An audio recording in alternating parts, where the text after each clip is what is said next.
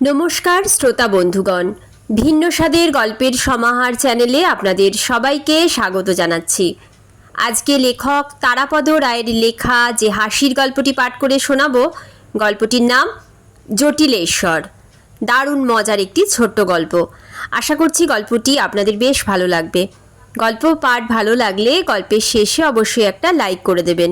আমার চ্যানেলটিকে সাবস্ক্রাইব করে আমার পাশে থাকবেন। তো চলুন শুরু করা যাক লেখক তারাপদ রায়ের লেখা একটি হাসির গল্প, জটিলেশ্বর।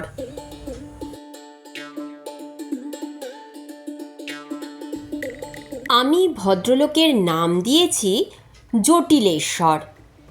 অবশ্যই মনে মনে নিজের কাছেই এই গোপন নামকরণ। জটিলেশ্বর নামে মুখোপাধ্যায় পদবীর এক বিখ্যাত গায়কের প্রতি সম্পূর্ণ শ্রদ্ধা রেখেই এই নামকরণ। ভদ্রলোকের অবশ্যই রাম, শ্যাম, আজিজ বা সিরাজ এই রকম কোনো সাধারণ নাম আছে, কিন্তু তাঁর চিন্তা, কথাবার্তা এবং চালচলনের বিচিত্র জটিলতাই আমাকে এই নামকরণে বাধ্য করেছে।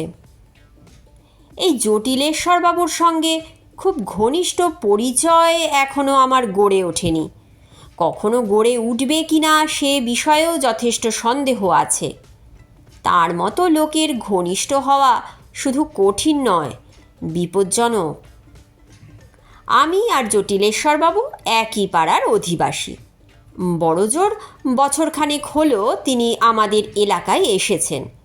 খুব সম্ভব সরকারি চাকুরে মফস্বলের কোথাও থেকে বদলি হয়ে কলকাতায় এসেছেন।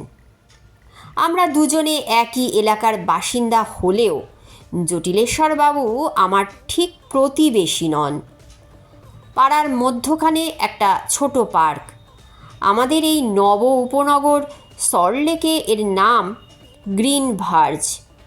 এই গ্রিন ভার্জের উত্তর পূর্ব প্রান্তে আমার বাসা, আর দক্ষিণ পশ্চিম কোণায় ফ্ল্যাট বাড়ির একতলায় জটিলেশ্বরবাবুর বসবাস।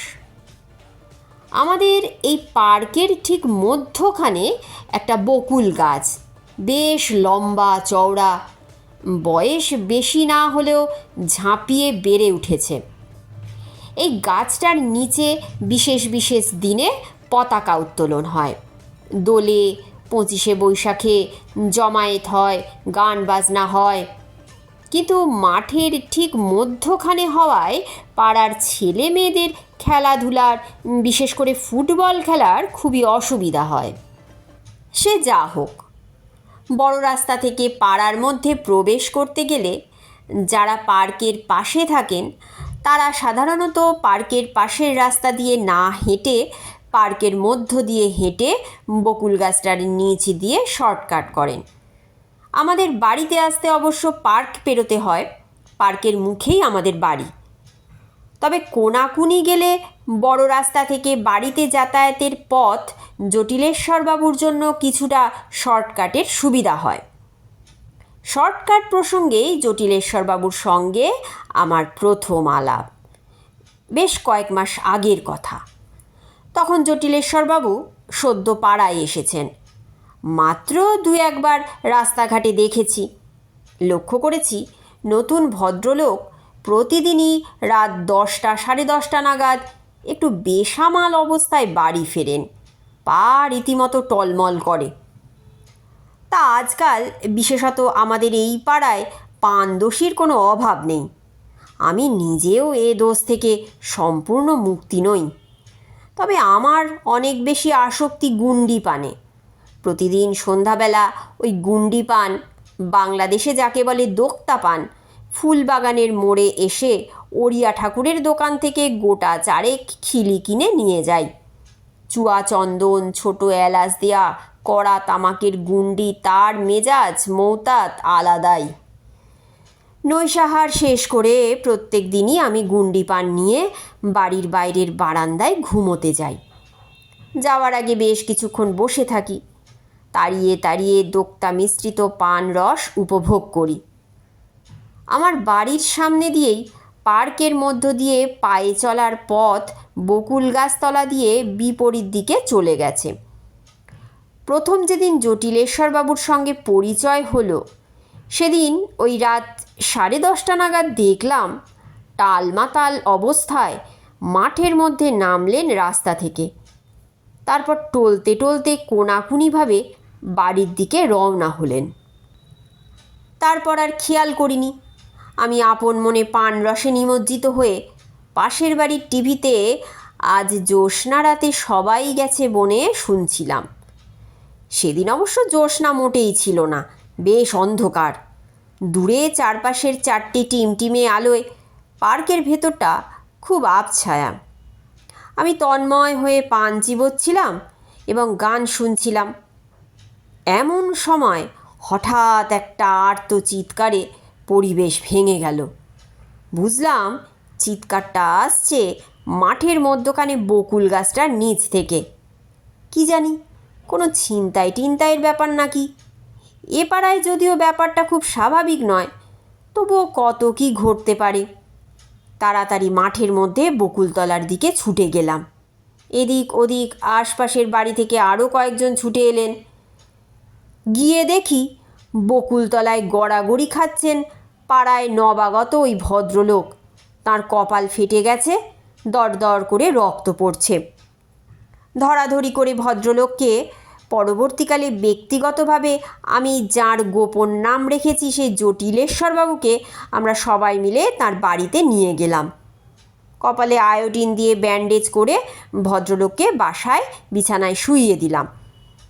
জটিলেশ্বরবাবু বোধহয় অবিবাহিত কিংবা বিপত্নিক, বাড়ি ঘর দেখে তাই মনে হলো।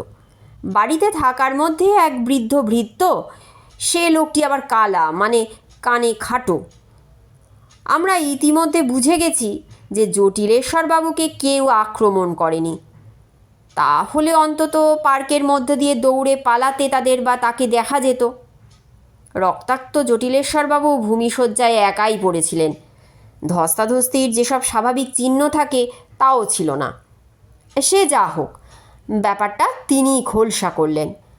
জটিলেশ্বরবাবু বললেন, পার্কের মধ্যখানে দুটো বকুল গাছ রয়েছে, তো সেই গাছ দুটোর মধ্য দিয়ে তাড়াতাড়ি হেঁটে আসতে গিয়ে কি করে যে একটা গাছের সঙ্গে মাথায় ঠোক্কর খেয়ে পড়ে গেলাম, কপালটা ফেটে গেল।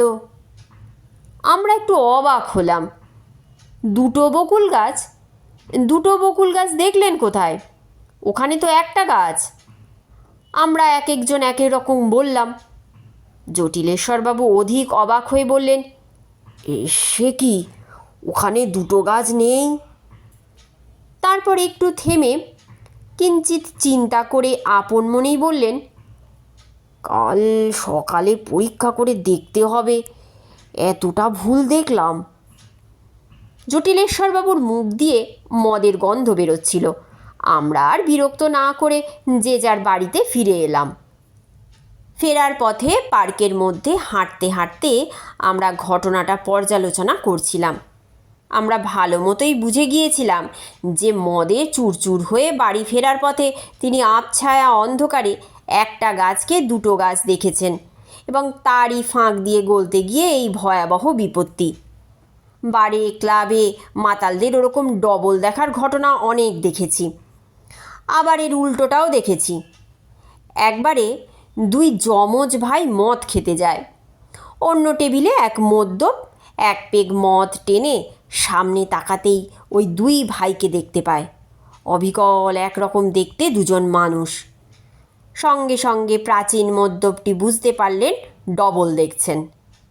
এক পাত্র পান করে এতটা নেশা হওয়া অনুচিত, কিন্তু তিনি আর মদ্যপান করতে সাহস পেলেন না। ধীরে ধীরে জটিলেশ্বরবাবুর সঙ্গে একটু আধটু আলাপ পরিচয় হলো। কথায় কথায় জানলাম তিনি দুধের ডেয়ারিতে কাজ করেন। আগে মফস্বলে ছিলেন, এখন প্রমোশন পেয়ে কলকাতা সদরে হেড অফিসে এসেছেন। জটিলেশ্বরবাবুর মূল কাজ হলো দুধে জল মেশানো। এ অবশ্য চিরাচরিত গোয়ালার দুধে জল মেশানো নয়, বিদেশ থেকে গুঁড়ো দুধ এনে তার মধ্যে পরিমাণ মতো জল মেশানো। বলা বাহুল্য, জলের মাত্রা বেশি করতে পারলে লাভও বেশি। এই জন্যে অনেক সময়ই প্যাকেটের দুধ গোয়ালার দুধের মতোই পাতলা হয়ে যায়। একদিন হঠাৎ বিনা কারণেই উপযাচক হয়ে জটিলেশ্বর আমাকে বললেন, জানেন, আমাদের কোম্পানির প্যাকেটের দুধে এবার থেকে জলের পরিমাণ একদম কমে যাবে, একেবারে ঘন দুধ পাবেন। এ তথ্যে আসার কোনো প্রয়োজন ছিল না। জটিলেশ্বরবাবুদের কোম্পানির দুধ আমি খাই না। তবে ভদ্রতার খাতিরে সংক্ষিপ্ত প্রশ্ন করি, কেন? কি ব্যাপার বুঝতে পারছি না। জটিলেশ্বর মৃদু হেসে বললেন, আমাদের কোম্পানি বোতলের জলের ব্যবসা শুরু করেছে। নতুন প্ল্যান্ট গতকাল চালু হয়ে গেছে। স্বাস্থ্যমন্ত্রী নিজে উদ্বোধন করেছেন। কাগজে দেখেননি? এসব খবর কাগজে আর কে পড়ে? তবু আমি বললাম, কিন্তু দুধে জল কমবে কেন? জটিলেশ্বরবাবু বললেন, বুঝতে পারছেন না? 1 লিটার জলের দাম হচ্ছে 12 টাকা, আর দুধের লিটার হলো 11 টাকা। দুধে জল মেশালে কোম্পানিরই ক্ষতি। এখন জল যত কম দেওয়া যাবে ততই লাভ। ধীরে ধীরে জটিলেশ্বরবাবুর জটিলতা আমি টের পেতে লাগলাম। এক রবিবার সকালে এলেন। এসে বললেন, আপনি তো লেখাটেখা করেন, একটা চমৎকার বাক্য রচনা করেছি, শুনুন। খয়াখর্জুর মেয়েরা খুব খাইখুট্টি হয়। আমি এ ধরনের বাক্যে অভ্যস্ত নই। বললাম, এর মানে? জটিলেশ্বর বললেন, মানে তো সোজা, ছোটোখাটো মেয়েরা বেশি খায়। তারপর একটু থেমে আমাকে চিন্তা করার সুযোগ দিয়ে বললেন, অনুপ্রাসের এটা একটা চমৎকার নমুনা। 7টা শব্দের মধ্যে 5টাই খ দিয়ে। সেদিন 1 কাপ চা খেয়ে বিদায় নিলেন, কিন্তু পরের রবিবার আবার এলেন জটিলতর সমস্যা নিয়ে। দেখলাম 2টো বাংলা প্রবাদ তিনি সম্পূর্ণ গুলিয়ে ফেলেছেন। আমাকে জিজ্ঞাসা করলেন, আচ্ছা, হাতিমারা কেরানি কথাটার মানে কি? আপনি তো লেখক মানুষ, আপনি তো নিশ্চয় জানেন। আমি বললাম, হাতিমারা কেরানি এ জাতীয় কোনো কথা কখনো শুনিনি। জটিলেশ্বর গম্ভীর হয়ে বললেন, এ কথাটা নিশ্চয় শুনেছেন, মরা মাছি লাখ টাকা। সেই মুহূর্তে আমি বুঝতে পারলাম ভদ্রলোক হাতি আর মাছি গোলমাল করে ফেলেছেন। কিন্তু আমি কিছু বলার আগেই তিনি সেদিন চা না খেয়েই চলে গেলেন। এগুলো রসিকতা না পাগলামি, এ বিষয়ে আমার মনে ধন্দ ছিল, কিন্তু আজ সকালে সে ধন্দ দূর হয়েছে। সকালবেলা হাঁটতে বেরিয়েছিলাম। দেখি পার্কের ওপাশে তার ফ্ল্যাট বাড়ির সামনে সিঁড়ির ওপর জটিলেশ্বরবাবু বসে আছেন। আমাকে দেখে হাত জোর করে নমস্কার করে বললেন, গুড মর্নিং, সুপ্রভাত। তারপর প্রশ্ন করলেন, আচ্ছা, আমরা গুড মর্নিং বলি, সুপ্রভাত বলি, গুড ডে বলি, কিন্তু সুদিন বলি না কেন? এই জটিলতা এড়িয়ে আমি বললাম, কিন্তু আপনি সিঁড়ির ওপর বসে আছেন কেন? কি করব বলুন? জটিলেশ্বর বললেন, বাড়িতে গিয়ে কড়া নাড়ালাম। দরজা না খুলে কাজের লোকটা বলল, জটিলেশ্বরবাবু বাড়ি নেই, পরে আসুন। তারপর মাথা চুলকোতে চুলকোতে বললেন, সকালে হাঁটতে বেরিয়েছিলাম, এখন বাড়ি ফিরে এই বিপত্তি। আমি বললাম, তাহলে এখন কি করবেন? জটিলেশ্বরবাবু বললেন, কি আর করব, দেখি জটিলেশ্বরবাবু কখন ফেরেন। আমি রীতিমতো বিস্মিত হয়ে বললাম, কিন্তু আপনি তো জটিলেশ্বরবাবু। ভ্রু কুঞ্চিত মুখে জটিলেশ্বর বললেন, সেটাই তো প্রশ্ন। আজকের মতন গল্প পাঠ এখানেই শেষ হচ্ছে। গল্প পাঠ যদি এতটুকুও ভালো লেগে থাকে তবে অবশ্যই একটা লাইক করে দেবেন। আমার চ্যানেলটিকে সাবস্ক্রাইব করে আমার পাশে থাকবেন, যাতে ভিন্ন ভিন্ন স্বাদের বিভিন্ন ধরনের গল্প নিয়ে আপনাদের সামনে হাজির হতে পারি। আপনারা খুব ভালো থাকবেন, সুস্থ থাকবেন এবং সাবধানে থাকবেন। নতুন একটি দিনে নতুন একটি গল্প নিয়ে আবার আমি আপনাদের সামনে হাজির হব।